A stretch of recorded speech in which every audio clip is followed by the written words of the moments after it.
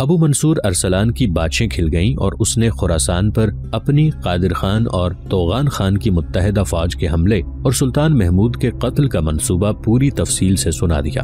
اگلی صبح قادر خان رخصت ہو رہا تھا۔ سمنتاش نے نابینا موسیقار کو اپنے کمرے میں بلا رکھا تھا۔ تم نے کہا تھا کہ تمہیں راز کی بات بتاؤں تو تم غزنی تک پہنچا سکتے ہو، سمنتاش نے کہا۔ مجھے یہ بتاؤ کہ میں تم پر اعتبار کس طرح کر سکتی ہوں، اور دوسرے یہ کہ غزنی پیغام لے کر کون جائے گا؟ میرے پاس ایسا کوئی طریقہ نہیں جس سے میں آپ کو یقین دلا سکوں کہ میں قابل اعتبار آدمی ہوں۔ نابینا مغنی نے کہا، اگر آپ کا ایمان وہی ہے جو میرا ہے تو آپ کو مجھ پر اعتبار کرنا چاہیے۔ آپ مجھ سے یہ نہ پوچھیں کہ غزنی کون جائے گا، ایک گھوڑے کا انتظام کریں اور گھوڑے کی باگ میرے ہاتھ میں دے دیں، میں آپ کی نظروں سے اوجھل ہو جاؤں گا، میں بہت دن غائب رہوں گا، پھر آپ کے پاس آ جاؤں گا۔ سمنتاش نے قرآن پاک اٹھایا اور چوم کر موسیقار کے ہاتھوں پر رکھ دیا۔ موسیقار نے بھی قرآن کو چوما۔ یہ قرآن پاک ہے، سمنتاش نے کہا، قسم کھاؤ کہ تم مجھے دھوکہ نہیں دو گے۔ نہیں شہزادی، موسیقار نے کہا، میں قسم نہیں کھاؤں گا، قسم کھا لینے سے کسی کی روح کا آئینہ شفاف نہیں ہو جایا کرتا، سب سے زیادہ اور بڑی قسمیں بے ایمان اور بددیانت آدمی کھایا کرتے ہیں۔ یہ قرآن پاک میرے ساتھ رہے گا، مجھے اس کی مدد کی ضرورت ہے، واپس آؤں گا تو آپ کو لوٹا دوں گا۔ آدمی کب بھیجا جائے؟ ابھی، سمنتاش نے کہا۔ تمہارا آدمی ابھی روانہ ہو سکتا ہے؟ ہو سکتا ہے، نابینا مغنی نے کہا۔ آپ گھوڑا لائیں اور یہ بتائیں کہ پیغام کیا ہے۔ تمہارے آدمی کو سلطان محمود کے پاس جانا ہے، سمنتاش نے کہا۔ اسے کہنا ہے کہ قادر خان، توغان خان اور ابو منصور مل کر خراسان پر حملہ کرنے والے ہیں اور آپ کے قتل کا منصوبہ بھی تیار ہے۔ سلطان سے کہنا کہ آپ کو یقین نہیں آئے گا کہ ایک بیٹی اپنے باپ کے خلاف محاذ میں شامل ہو سکتی ہے، لیکن مجھے آپ پہلے اسلام کی بیٹی سمجھیں، اس کے بعد مجھے اپنی بیٹی سمجھیں، اور اس کے بعد میں اس باپ کی بیٹی ہوں جسے اپنے مذہب کی بجائے اپنا تخت و تاج پیارا ہے۔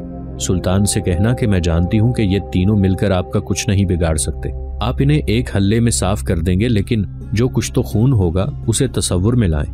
غزنی، خراسان، خوارزم، بلخ، بخارا کی وہ مائیں جن کے جوان بیٹے آپس میں لڑ کر مارے گئے تھے، آج بھی اس طرح روتی ہیں جس طرح اپنے بیٹوں کی لاشیں دیکھ کر روئی تھیں۔ ان کی آہوں اور فریادوں سے زمین و آسمان کانپ رہے ہیں۔ غزنی کے سلطان سے کہنا کہ میرا باپ قادر خان اور توغان خان سے خائف ہے، آپ میرے باپ کو صلح اور دوستی کا پیغام بھیج کر اس کے دل سے یہ خوف نکال سکتے ہیں۔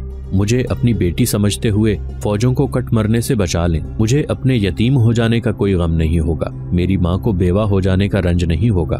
غم اور رنج ہوگا تو یہ کہ جنہیں کفر کے خلاف جہاد میں شریک ہونا تھا وہ خانہ جنگی میں کٹ مرے اور کفر کے ہاتھ مضبوط ہوئے۔ کیا تم یہ ساری باتیں یاد رکھ سکو گے؟ جس طرح میں بتا رہی ہوں اسی طرح اس آدمی کو بتا سکو گے جو غزنی جا رہا ہے؟ اسی طرح بتاؤں گا، نابینا موسیقار نے کہا، اور وہ سلطان محمود کو اسی طرح سنائے گا۔ نہیں، سمنتاش نے کہا، تم موسیقی میں ڈوبے ہوئے انسان میرے جذبات کی ترجمانی نہیں کر سکو گے۔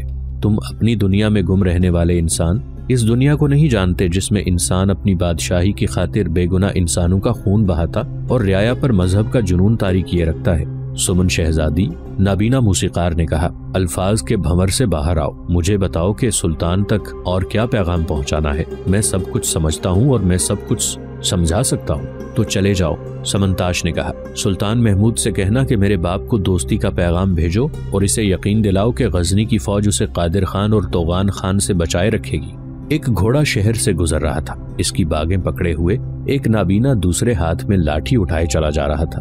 اس کے گھوڑے کے ساتھ ساز بندھا ہوا تھا اور اس نے اپنے کندھے سے کمان اور ترکش بھی لٹکا رکھا تھا۔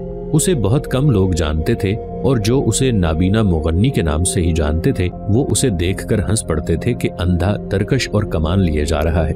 گھوڑا شہر کے دروازے سے نکل گیا۔ وہ نابینا موسیقار تھا، وہ گھوڑے کے آگے آگے پیدل چل رہا تھا۔ شہر سے کچھ دور جا کر گھوڑے پر سوار ہو گیا اور اس نے لاٹھی پھینک دی اور ذرا آگے جا کر اس نے گھوڑے کو ایڑ لگائی۔ گھوڑا دوڑ پڑا لیکن اس نے گھوڑے کو سرپٹ نہ دوڑنے دیا۔ سوار اندھا تھا مگر وہ خود اعتمادی سے سواری کر رہا تھا اور گھوڑا صحیح راستے پر جا رہا تھا۔ 15-16 میل بعد وہ جنگل شروع ہو گیا جو امراء وزراء کی شکارگاہ تھی۔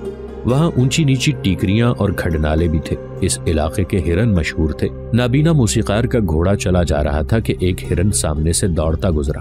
ہرن کی رفتار کم ہوتی جا رہی تھی کیونکہ اس کے پہلو میں 2 تیر اترے ہوئے تھے۔ نابینا موسیقار نے اس کے پیچھے گھوڑا ڈال دیا۔ ہرن کے تعاقب میں کچھ گھوڑے دوڑے آ رہے تھے لیکن وہ دور تھے۔ نابینا موسیقار کا گھوڑا ہرن کے قریب پہنچ رہا تھا۔ موسیقار نے کندھے سے کمان اتاری اور ترکش سے تیر نکال کر ہرن پر تیر چلایا۔ تیر ہرن کی پچھلی ٹانگ میں اتر گیا اور ہرن کی رفتار بالکل ختم ہو گئی۔ وہ رکا اور بیٹھ گیا۔ موسیقار نے اس کے قریب جا کر گھوڑا روکا اور ادھر دیکھنے لگا جدھر سے ہرن کے تعاقب میں گھوڑے دوڑے آ رہے تھے۔ وہ بہت سے سوار تھے۔ نابینا موسیقار ہرن کو دیکھ رہا تھا۔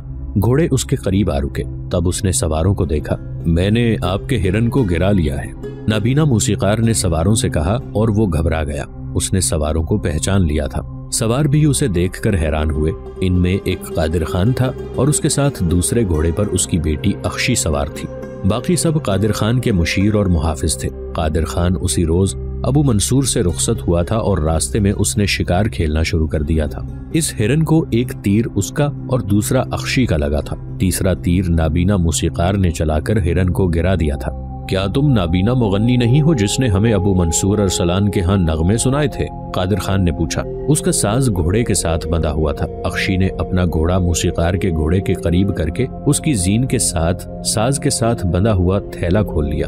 موسیقار بت بن گیا۔ تھیلے میں سے ساز نکالا گیا۔ اس میں کوئی شک نہ رہا کہ یہ وہی نابینا موسیقار ہے۔ مجھے پہلے ہی شک تھا کہ یہ جاسوس ہے، قادر خان کی بیٹی اخشی نے کہا۔ کیا کوئی اندھا تیر سے ہرن کو نشانہ بنا سکتا ہے؟ قادر خان نے تلوار نکال کر کہا۔ سچ بتا دو، تمہاری اصلیت کیا ہے؟ قادر خان کے محافظ ابھی اس کا گھیراؤ کرنے کے لیے ہلے ہی تھے کہ موسیقار نے گھوڑے کی لگام کو جھٹکا دیا اور ایڑ لگائی۔ گھوڑا شاہی استبل کا تھا۔ اشارہ ملتے ہی سرپٹ دوڑ پڑا۔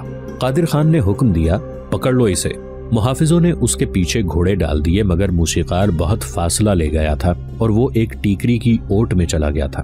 محافظ اس پر تیر نہیں چلا سکتے تھے۔ وہ اس کے تعاقب میں رہے۔ موسیقار بڑا اچھا سوار تھا۔ اس نے گھوڑے کو سست نہ ہونے دیا۔ گھوڑا کھائیاں پھلانگتا جا رہا تھا۔ بہت دور جا کر موسیقار نے پیچھے دیکھا۔ اس کے تعاقب میں آنے والے بہت دور تھے۔ انہوں نے مایوس ہو کر تعاقب ترک کر دیا اور واپس چلے گئے۔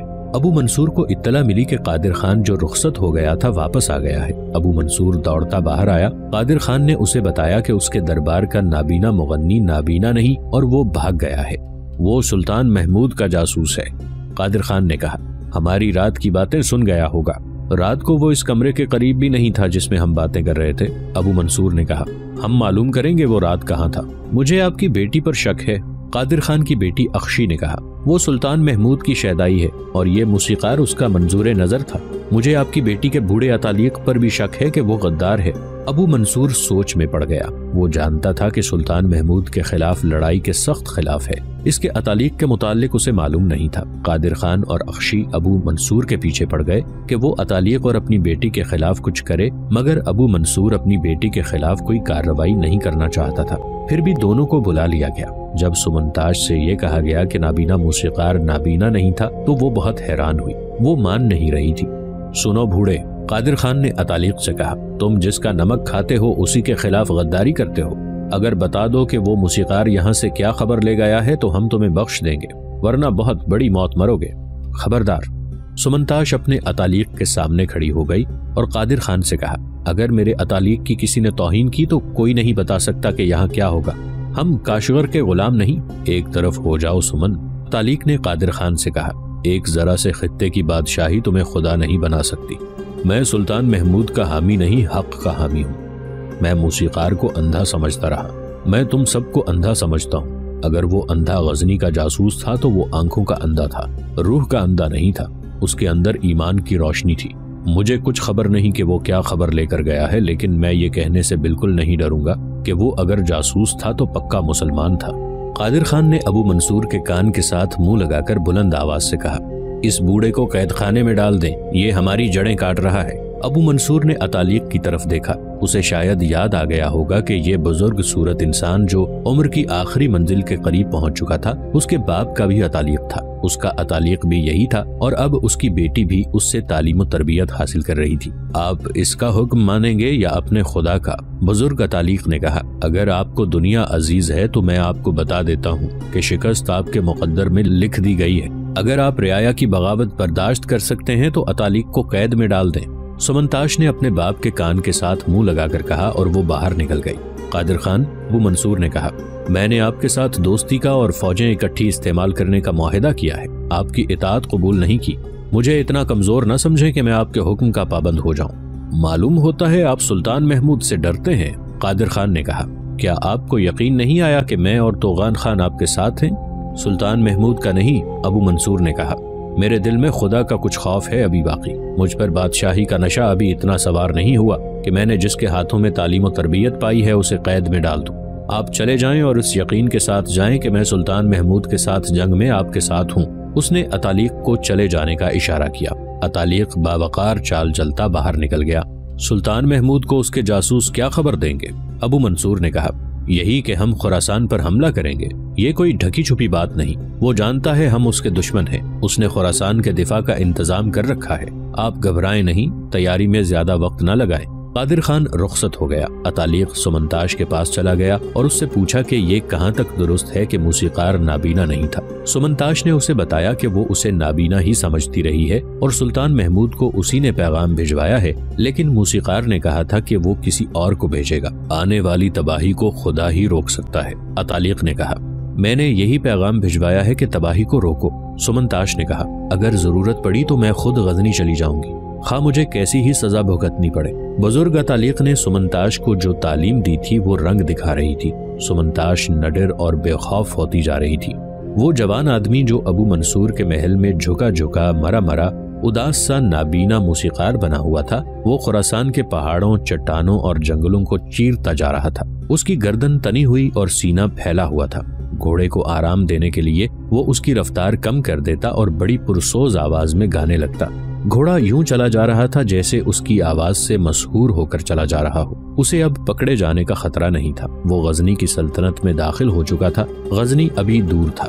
اس نے چوکیوں پر 2 گھوڑے بدلے اور خود آرام نہ کیا۔ اسے وقت کا بھی احساس نہ تھا، دن تھا یا رات، وہ چلتا گیا۔ اسے معلوم نہ تھا کہ کون سے دن کا سورج غروب ہو رہا تھا جب اسے غزنی کی مسجدوں کے مینار دکھائی دینے لگے، اور وہ جب اپنے سالار کے پاس پہنچا اس وقت رات تاریک ہو چکی تھی۔ اس نے سالار کو بتایا کہ وہ کیا خبر لایا ہے۔ سلطان محمود نے حکم دے رکھا تھا کہ باہر سے کوئی جاسوس خواہ آدھی رات کو واپس آئے، اسے اسی وقت جگا لیا جائے۔ موسیقار کو، جس کا نام ابی ظفر تھا، دیکھتے ہی اور اس کی مختصر سی بات سن کر سالار اسے سلطان محمود کے پاس لے گیا۔ ابی ظفر نے پہلے تو یہ بتایا کہ وہ نابینا موسیقار بن کر ابو منصور ارسلان خان کے محل میں درباری حیثیت میں رہا ہے۔ اس طرح اسے ابو منصور کے دربار کے علاوہ اس کے گھر تک بھی رسائی حاصل رہی ہے۔ اس نے سلطان محمود کو پوری رپورٹ دی کہ کاشغر کا قادر خان اور بلخ کا توغان خان ابو منصور کی فوج کو ساتھ ملا کر خراسان پر حملے کی تیاری کر رہے ہیں اور سلطان کے قتل کا منصوبہ بھی بن چکا ہے۔ ابو منصور ارسلان خان غزنی کے ساتھ خاندانی دشمنی ختم کرنا چاہتا ہے، ابی ظفر نے سلطان کو بتایا، لیکن قادر خان اور توغان خان اسے اتنا خائف کر دیا ہے کہ وہ ان کا ساتھ دینے پر مجبور ہے۔ اگر آپ اسے فوجی تحفظ مہیا کریں تو وہ شاید ان دونوں کے محاذ سے الگ ہو جائے گا۔ اس کے سالاروں کے متعلق کچھ بتا سکتے ہو؟ سلطان محمود نے پوچھا۔ سالار ترکستانی عورتوں کے طلسم میں گرفتار ہیں، ابی ظفر نے بتایا۔ قادر خان نے انہیں بڑی ہی حسین اور جوان عورتوں کے جال میں پھانس رکھا ہے۔ وہ ابو منصور کو یہی ایک مشورہ دیے چلے جا رہے ہیں کہ سلطان محمود پر فوراً وار نہ کیا گیا تو وہ چھوٹی چھوٹی عمارتوں اور ریاستوں کو نگل جائے گا۔ وہ کہتے ہیں کہ سلطان محمود ہندوستان سے تو فاتح بن کر آیا ہے، لیکن ان فتوحات نے اسے فوجی لحاظ سے بہت کمزور کر دیا ہے، اس لیے چپکے سے بہت جلدی حملہ کر کے ایک مضبوط مستقر بنا لیا جائے اور وہاں سے چھوٹے پیمانے کے حملے جاری رکھے جائیں۔ ابو منصور کی فوجی طاقت میں کچھ اضافہ ہوا ہے یا ایلک خان کے وقت جتنی تعداد ہے؟ سلطان غزنی، ابی ظفر نے جواب دیا، ابو منصور نے اس نفری کی کمی کو پورا کر لیا ہے جو ایلک خان نے ہماری فوج کے ہاتھوں مروائی تھی۔ میں ابو منصور کی بیٹی سمنتاش کا ذکر ضروری سمجھتا ہوں۔ وہ، اس کا بزرگ اتالیق اور اس کی ماں آپ کی پرستار ہیں۔ ماں بیٹی ابو منصور کو مجبور کر رہی ہیں کہ وہ آپ کے خلاف میدان میں نہ آئے۔ سمنتاش بڑی خوبصورت لڑکی ہے۔ میں نے اس کی زبان سے یہ الفاظ سنے ہیں کہ میں سلطان محمود کی لونڈی بن کر اس کے پاس رہنے کو تیار ہوں۔ کیا اس لڑکی کی شادی ہو چکی ہے؟ سلطان محمود نے پوچھا۔ نہیں، ابی ظفر نے جواب دیا، اور سمنتاش نے اسے جو پیغام دیا تھا وہ اس نے سلطان محمود کو سنا دیا۔ سلطان محمود گہری سوچ میں کھو گیا۔ سلطان محمود نے ابی ظفر کو انعام و اکرام دے کر فارغ کر دیا اور اسی وقت اپنے ایک جوان بیٹے مسعود کو بلایا اور اسے کہا کہ اسے ابو منصور ارسلان خان کے پاس جانا ہوگا اور اسے قائل کرنا ہوگا کہ وہ غزنی کے خلاف ہتھیار نہ اٹھائے، ورنہ وہ ہمیشہ کے لیے ختم ہو جائے گا۔ اسے یقین دلانا ہے کہ اگر وہ دوستی کا معاہدہ کرتا ہے تو اسے سلطنت غزنی کی طرف سے فوجی تحفظ ملے گا۔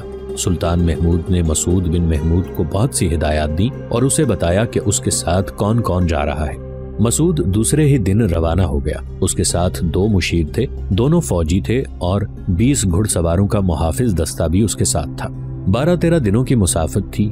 مسعود کے ساتھ تحفوں اور سامان کے لیے اونٹوں کا پورا قافلہ تھا۔ ابو منصور کی عمارت میں پہنچ کر مسعود شہر سے کچھ دور خیمہ زن ہوا اور اس نے ابو منصور کے ہاں اپنا ایک ایلچی اس پیغام کے ساتھ بھیجا کہ سلطان محمود کا بیٹا مسعود آپ سے ملنے اور کچھ ضروری امور طے کرنے آیا ہے۔ ابو منصور دوسرے دن شاہانہ شان و شوکت سے مسعود کے پاس آیا، تحائف کا تبادلہ ہوا اور مسعود نے اسے سلطان محمود کا پیغام دیا۔ میں آپ کے باپ کی تعریف کرتا ہوں کہ اس کے مخبر بہت ہوشیار ہیں، ابو منصور نے کہا۔ اس کے اندھے بھی دیکھ سکتے ہیں۔ اگر کوئی بہرا ہمارے ساتھ دوستی کر لے تو وہ سننے کے قابل ہو جاتا ہے، مسعود نے تنزیہ کہا۔ ابو منصور بہرا تھا اور بہت اونچی آواز میں اس کی کان میں بولتے تھے تو وہ سنتا تھا۔ شہزادے، ابو منصور نے برا مانتے ہوئے کہا، تمہیں باپ نے تیغزنی سکھا دی ہے، زبان کا استعمال نہیں سکھایا۔ میں اس اندھے کی بات کر رہا ہوں جو اندھا نہیں تھا لیکن میرے دربار میں بڑی کامیابی سے نابینا موسیقار بنا رہا۔ اسی نے تمہارے باپ کو یہ خبر دی ہے کہ ہم سلطنت غزنی کے خلاف لڑنے کی تیاری کر رہے ہیں، اسی لیے تم دوستی کا پیغام لے کر آئے ہو۔ محترم، مسعود نے کہا، میں پیغام لے کے آیا ہوں، درخواست نہیں، اور میں سمجھ نہیں سکا کہ آپ کون سے نابینا موسیقار کی بات کر رہے ہیں جو ہمارا مخبر تھا۔ میں آپ کے ساتھ سیدھی سی بات کرنے آیا ہوں کہ آپ اگر اپنی عمارت کو زندہ و سلامت رکھنا چاہتے ہیں تو قادر خان اور توغان خان کی دوستی ترک کر دیں۔ آپ تینوں کی فوج 600 ہاتھیوں کا مقابلہ نہیں کر سکتی۔ اپنے بڑے بھائی ایلک خان کا انجام آپ کو یاد ہوگا۔ کیا آپ انہیں دھمکیاں دینے آئے ہیں؟ ابو منصور کے ساتھ آئے ہوئے ایک سالار نے کہا۔ کیا آپ ہمیں اس قدر کمزور سمجھتے ہیں کہ ہم مرعوب ہو کر آپ کی اطاعت قبول کر لیں گے؟ ابو منصور چونکہ بہرا تھا اس لیے وہ اپنے سالار کی بات نہ سن سکا۔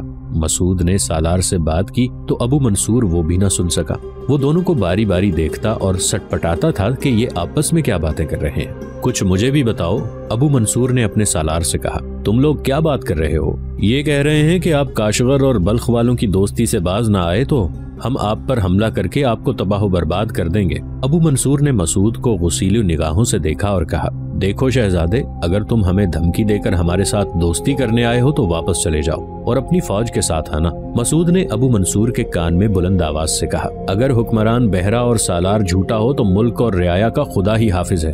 محترم، آپ کا سالار جھوٹ بول رہا ہے۔ میں نے کچھ اور کہا تھا۔ اگر سالار حکومت کے کاروبار میں اسی طرح دخل اندازی کرنے لگیں تو حکومت زیادہ دیر نہیں چلتی۔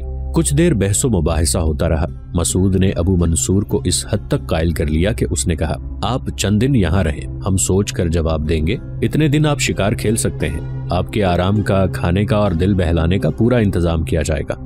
محل کے باورچی اور ملازم آ گئے اور انہوں نے مسعود اور اس کے تمام آدمیوں کے کھانے وغیرہ کا انتظام سنبھال لیا۔ ایک روز مسعود خیمہ گاہ سے ذرا ہٹ کر اکیلا ہی ٹہل رہا تھا کہ محل کا ایک ملازم جو خیمہ گاہ کے انتظام کے لیے آیا تھا مسعود کے قریب آیا اور رازداری سے کہا، کل شکار کے لیے جائیں؟ ابو المنصور ارسلان خان کی بیٹی سمنتاش آپ کو جنگل میں ملے گی۔ مجھے جنگل میں قتل کیا جائے گا یا خیمے میں؟ مسعود نے پوچھا۔ آپ کے محافظ آپ کے ساتھ ہوں گے، ملازم نے کہا۔ آپ کو قتل نہیں کیا جائے گا۔ ابھی ظفر نے سلطان محمود کو بتایا تھا کہ سمنتاش اپنے باپ کے خلاف ہے۔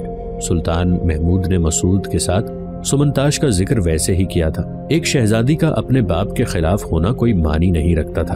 عمارت کی فوج پر ایک شہزادی کا حکم نہیں چل سکتا تھا۔ مسعود نے سمنتاش کو کوئی اہمیت نہیں دی تھی۔ اب ایک ملازم نے آ کر اسے کہا کہ شہزادی سمنتاش اسے جنگل میں ملے گی تو اس نے اسے دھوکہ نہ سمجھا۔ دوسرے دن وہ شکار کو چلا گیا۔ وہ اپنے مشیروں کو ساتھ نہ لے گیا۔ 5-6 محافظوں کو اس نے اس طرح ساتھ لیا کہ انہیں اپنے ارد گرد پھیلا دیا تاکہ کسی طرف سے بھی کوئی اس پر قاتلانہ حملہ نہ کر سکے۔ وہ گھوڑے پر سوار کمان میں تیر ڈالے ادھر ادھر دیکھتا جنگل میں بڑھتا گیا۔ جنگل گھنا ہوتا گیا اور ہری بھری سرسبز چٹانیں بھی آ گئیں۔ اسے اپنے محافظوں کے گھوڑوں کی آوازیں سنائی دے رہی تھیں۔ ایک جگہ تو بہت ہی خوشنما تھی۔ چوڑے پتوں والی بیلیں گتھم گتھا ہو کر درختوں کے ساتھ لپٹی ہوئی تھیں۔ مسعود کو وہاں ایک جوان لڑکی کھڑی نظر آئی۔ اس کے قریب ایک گھوڑا کھڑا تھا اور لڑکی کے کندھے کے ساتھ کمان لٹک رہی تھی۔ ترکش گھوڑے کی زین کے ساتھ بندھی تھی۔ لڑکی کا چہرہ جس قدر دل نشین تھا اتنا ہی سنجیدہ تھا۔ وہ چپ چاپ کھڑی تھی۔ اس کا یہ انداز پراسرار سا لگتا تھا۔ مسعود نے 15-20 قدم دور گھوڑا روک لیا اور ادھر ادھر دیکھنے لگا۔ اگر آپ مسعود بن محمود ہیں تو گھوڑے سے اتر کر آگے آ جائیں، لڑکی نے کہا۔ آپ کے لیے یہاں کوئی خطرہ نہیں، میں سمنتاش ہوں۔ مسعود گھوڑے سے اتر کر اس کے قریب چلا گیا۔ سمنتاش نے اسے گھاس پر بٹھا لیا۔ مجھے ایک جوان لڑکی کے بلانے پر یہاں نہیں آنا چاہیے تھا، مسعود نے کہا، لیکن مجھے معلوم ہوا ہے کہ آپ سلطان غزنی کی حامی ہیں۔